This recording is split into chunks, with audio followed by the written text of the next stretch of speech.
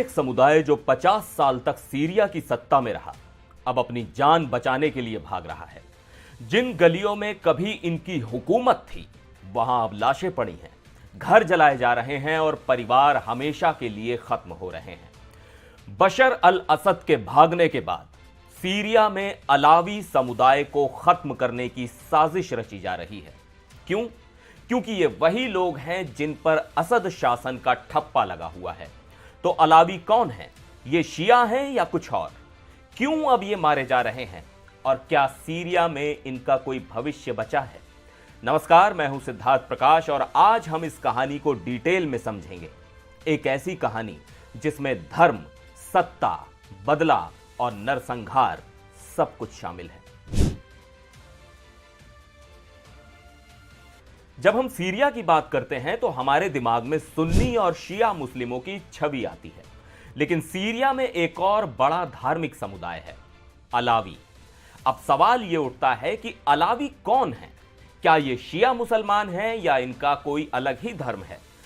दरअसल अलावी समुदाय इस्लाम की शिया शाखा से जुड़ा हुआ जरूर है, लेकिन इनकी मान्यताएं शिया इस्लाम से भी अलग हैं। ये लोग मिस्टिसिज्म और ग्नोस्टिसिज्म को मानते हैं, यानी इनकी धार्मिक सोच में काफी हद तक रहस्यवाद शामिल है। अलावी मानते हैं कि असली धर्म सिर्फ किताबों और कानूनों में नहीं बल्कि आत्मिक ज्ञान में होता है। ये लोग सीधे अल्लाह से जुड़ने की बात करते हैं, ठीक वैसे ही जैसे भारत में संत कबीर या सूफी फकीर भगवान से जोड़ने की बात करते थे। इनका मानना है कि जो असली धर्म का रहस्य समझता है वही इसे सही तरीके से मान सकता है। इसलिए ये कुरान को मानते हैं, लेकिन उसका गहरा रहस्यमयी अर्थ निकालते हैं जो अक्सर सुन्नी और मुख्य धारा के शिया समुदायों से मेल नहीं खाता। इनके धार्मिक अनुष्ठान भी पारंपरिक इस्लाम से अलग होते हैं। सीरिया में करीब 10-15% आबादी अलावी है और ये ज्यादातर लटाकिया और टाटस जैसे तटीय इलाकों में रहते हैं। लेकिन अगर ये इतने अलग थे तो फिर ये सत्ता में कैसे आए? अब कहानी शुरू होती है 1970 से, जब सीरिया की सेना के एक जनरल हाफिज अल असद सत्ता में आए। हाफिज अल असद खुद एक अलावी थे और जब उन्होंने सीरिया पर कब्जा किया तो उन्होंने पूरी सत्ता अपने समुदाय के लोगों में बांट दी। सरकार में बड़े बड़े ओहदों पर अलावियों की भरमार हो गई और सीरिया की सेना और खुफिया एजेंसियों में इन्हें बड़ी संख्या में भर्ती किया गया। धीरे धीरे सीरिया में ऐसा माहौल बन गया कि सत्ता का मतलब था अलावी और अलावी का मतलब था सत्ता। यह स्थिति 50 साल तक बनी रही। पहले हाफिज अल असद ने शासन किया, फिर उनके बेटे बशर अल असद ने सत्ता संभाली, लेकिन यह सत्ता हमेशा के लिए नहीं रह सकती थी। और फिर आया वो दिन जिसने सब कुछ बदल दिया। दिसंबर 2024 में जब सीरिया के सुन्नी विद्रोही गुटों ने राजधानी दमिश्क पर कब्जा कर लिया तो बशर अल असद को अपना महल छोड़कर भागना पड़ा। विद्रोहियों की इस जीत के साथ ही अलावी समुदाय पर खतरे के बादल मंडराने लगे। सुन्नी इस्लामिस्ट गुटों ने सत्ता पर कब्जा कर लिया और बदले की कार्रवाई शुरू कर दी। रिपोर्ट्स के मुताबिक सिर्फ कुछ दिनों में 1000 से ज्यादा अलावियों की हत्या कर दी गई। अब सवाल यह उठता है कि इन पर हमला क्यों हो रहा है?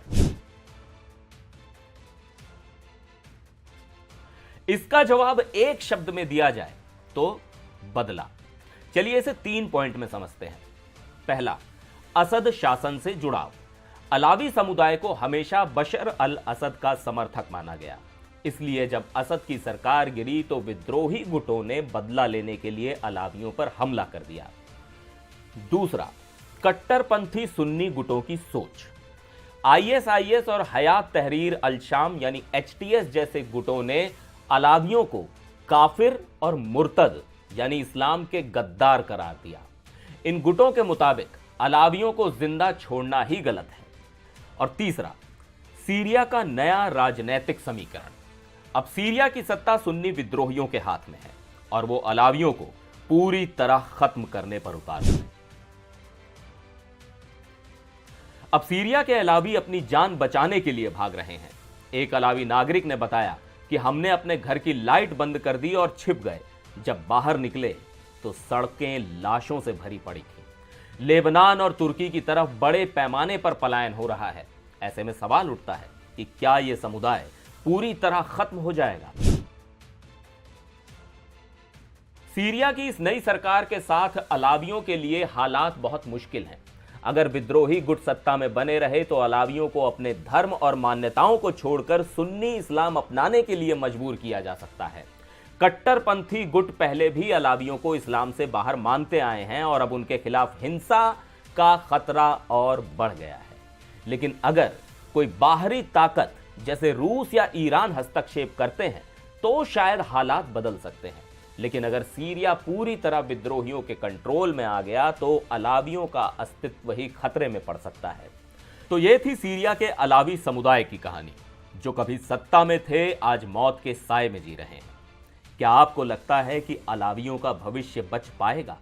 क्या असद की सत्ता का गिरना सही था या इससे सीरिया में और खून खराबा बढ़ गया? अपने विचार हमें कमेंट में जरूर बताइए और वीडियो को लाइक शेयर जरूर कीजिएगा। फिर मिलेंगे एक और वीडियो में, तब तक के लिए नमस्कार।